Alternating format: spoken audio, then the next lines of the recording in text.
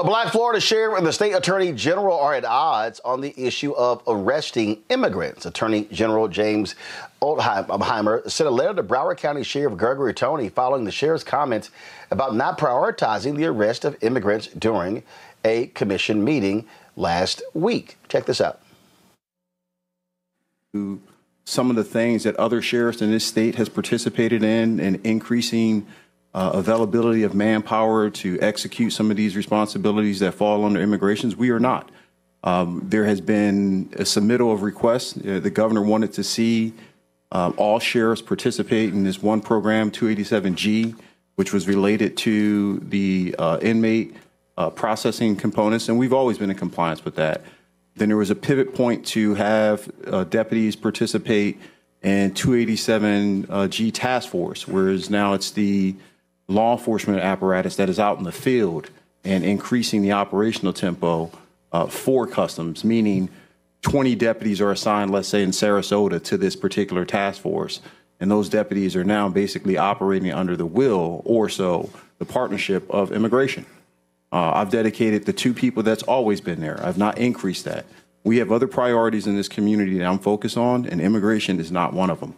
Not to dismiss the importance of that, but we have had case after case just a few months ago to speak about why it's important for us as law enforcement practitioners to focus on the criminal components, not administrative components when it comes to immigration. I don't care what country you're from. If you commit a crime in this country or commit a crime in this county, I'm coming for you.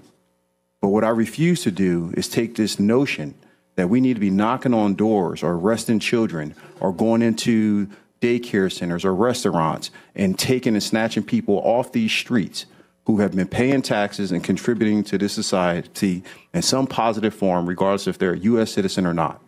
It's not within our purview. It's not within our responsibility, and I won't participate in it.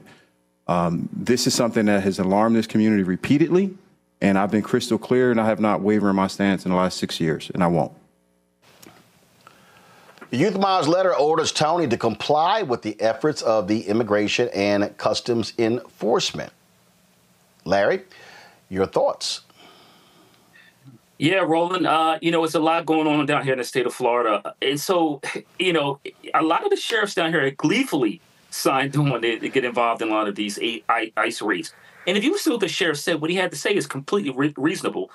We also have to highlight that he as sheriff, he also serves a very diverse immigrant population. So and we're talking about individuals who voted for him.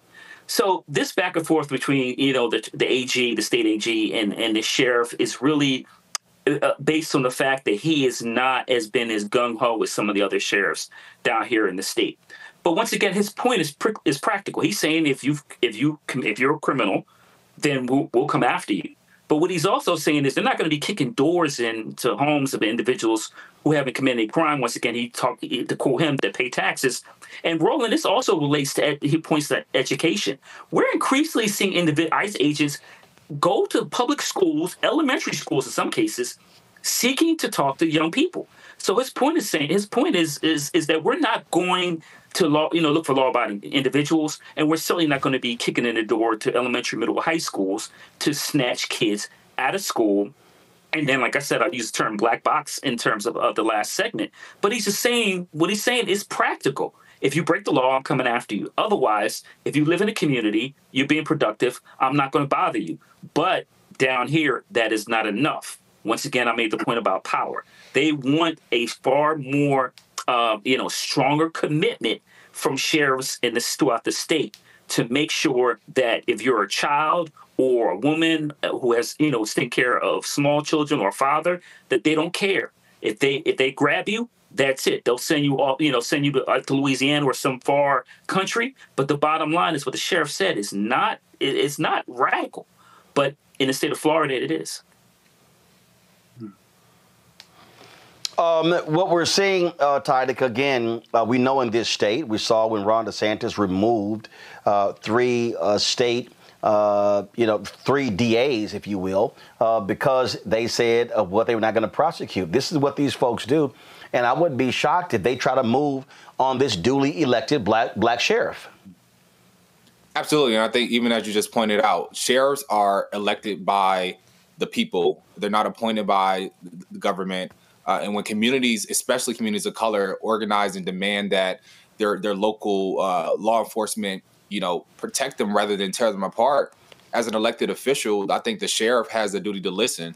I don't think it's about politics, but it's really about prioritizing their community safety. And as mentioned before, if they're not doing anything that causes harm to the community, then they should be left alone. And I think even understanding the track record of ICE in itself, having the long track record of abuse, of racial profiling, of violating people's civil rights, especially in a community of Black and brown folks where distress is already a major issue. And I think the sheriff saying no to ICE is honestly saying yes to the due process and dignity of public safety. And I think it's commendable, and I wish more local officials would heed to the concerns and the voices of the folks in their community. Oh, but here's the deal, Mustafa. They don't give a damn about people who are duly elected, and they don't care if they have their own opinions. They want to tell them what to do. That's what Ron DeSantis does. That's what his attorney general is doing. So they don't care that this sheriff has made his own decision as to how he is going to run his office, which is what he was elected to do. Exactly, and he's doing the right thing. We all know that many law enforcement have limited income, so that means that you have to prioritize. So then you should take a look and ask the question, where is the crime happening, so that we can deploy the needed individuals to be able to address that.